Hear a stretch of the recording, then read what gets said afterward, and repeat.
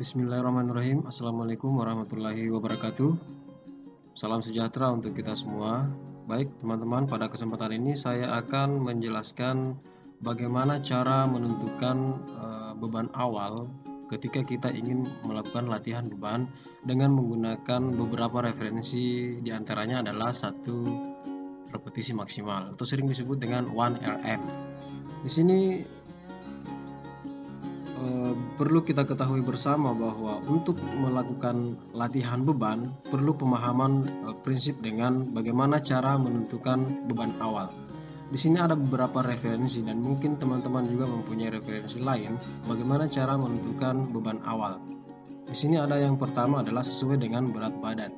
Di sini berat badan di sini saya sudah buat berat badan kekuatan untuk otot paha itu 50% sampai 100%, untuk kekuatan otot betis 30%, 50% dari berat badan, kemudian 40% dari berat badan untuk kekuatan punggungnya, kemudian perutnya itu di atas 20% dari berat badan, kemudian otot bahunya itu 20 sampai 30%. Nah, ini adalah merupakan salah satu patokan referensi untuk memberikan latihan awal ke atlet bagaimana supaya atlet itu bisa dengan mudah berlatih dengan sesuai dengan berat badannya.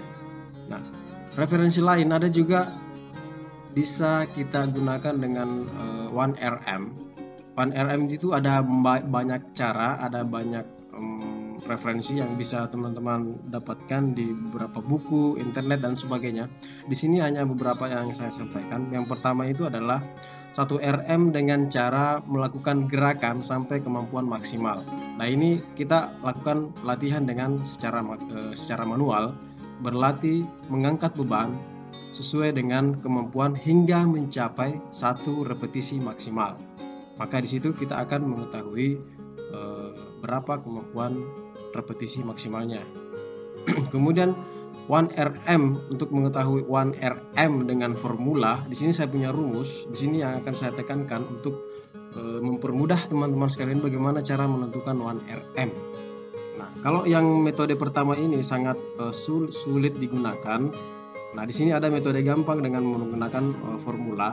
Formula ini bisa diikuti sebagai patokan. Yang pertama di sini harus diisi berat angkatan yang diangkat oleh atlet atau seseorang, kemudian repetisi performa yang bisa dia mampu selama mengangkat beban itu.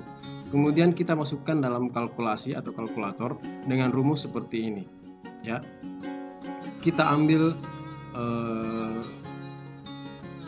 H10 ini di sini, ya, H10 yang ini, kemudian I10 yang ini, ya, yang ini.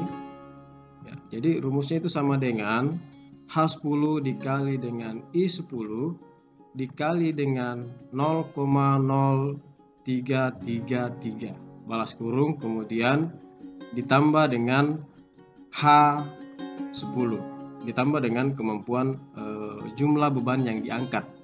Nah, di sini saya akan memberikan contoh, misalnya berat angkatan yang mampu diangkat misalnya 120 dan mencapai repetisi maksimalnya itu 15. Maka dengan sendirinya akan terlihat 1RM seseorang itu dengan melakukan berat angkatan 120 dengan kemampuan 15 repetisi, maka sesuai dengan formula yang kita buat ini, kemampuan 1RM yang dia mampu sesuai dengan angkatan itu adalah 180 kg. Nah, dari sini kita sudah bisa membuat sebuah tabel khusus lagi untuk menentukan berapa persen yang harus kita berikan si atlet tersebut. Di sini kita bisa buat, pertama adalah 1RM tabel, kemudian 1RM persentase, jadi hasil persentase. Kemudian di sini bisa kita masukkan intensitas. Ya. Nah, intensitas ini tergantung referensi. Ada beberapa referensi yang agak-agak berbeda, jadi teman-teman sekalian bila bisa cari, nanti saya perlihatkan untuk contoh yang akan saya perlihatkan ini. Misalnya kita mulai dari 95% ya, misalnya 95%, kemudian 90% ya. Di sini kita sudah bisa buat sampai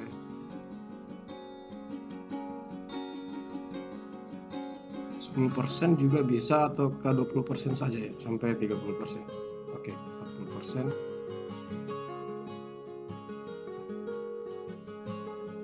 Kita sampai 20% saja. Seperti ini. Nah, dari sini kita sudah bisa buat hasil persentase dari kemampuan maksimalnya. Ini kita buat sampai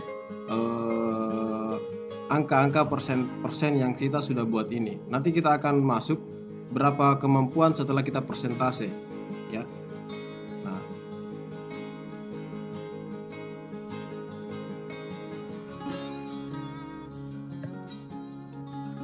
Nah, dari sini kita sudah bisa untuk memperoleh berapa kemampuan 95%-nya ini dari 180 kg sebagai kemampuan repetisi maksimalnya.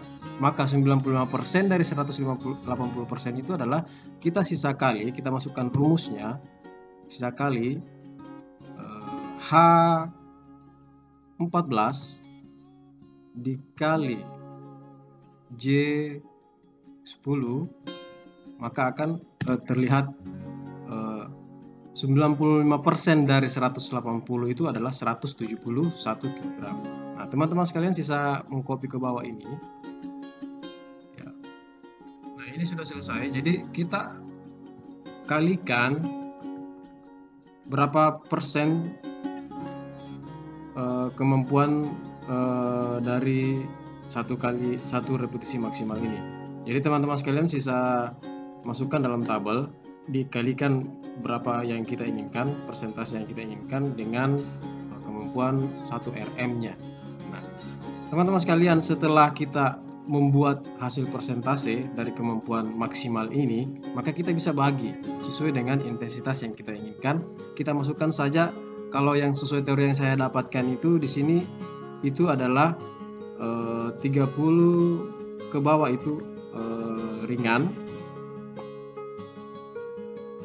30 ke bawah itu ringan ya, 30% itu ringan, kemudian 30% sampai 60% itu sedang, ini sedang, kemudian 65% sampai 90% itu berat, 65% itu berat, kemudian 90% sampai 100% itu maksimal. Nah, ini maksimal, ini berat.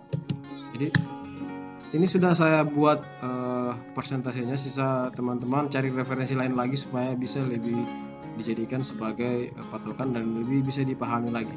Nah, ini saya sudah buat.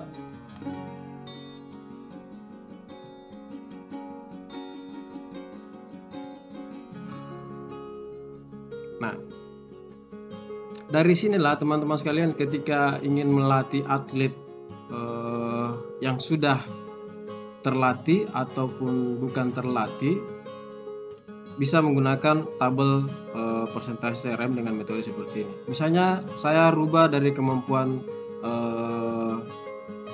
angkat bebannya itu jadi 250 ya. Kemudian pengulangannya dia dapat 10 misalnya, maka secara otomatis akan terlihat di kalkulasi satu repetisi maksimalnya itu adalah 333 1 RM. Secara otomatis juga akan berubah di bagian persentasenya ini, berapa persen itu akan berubah dengan sendirinya. Nah, ini adalah beberapa cara bagaimana menentukan beban awal dengan metode 1RM dan metode berat badan. Teman-teman sekalian mungkin mempunyai beberapa referensi bagaimana mencari beban awal. Begitupun dengan mencari 1RM.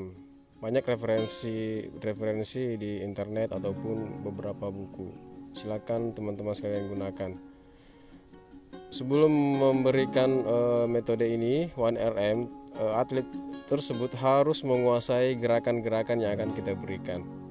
Teknik gerakannya, bagaimana pengaturan nafas inhale and exhale, kemudian kecepatan gerakannya.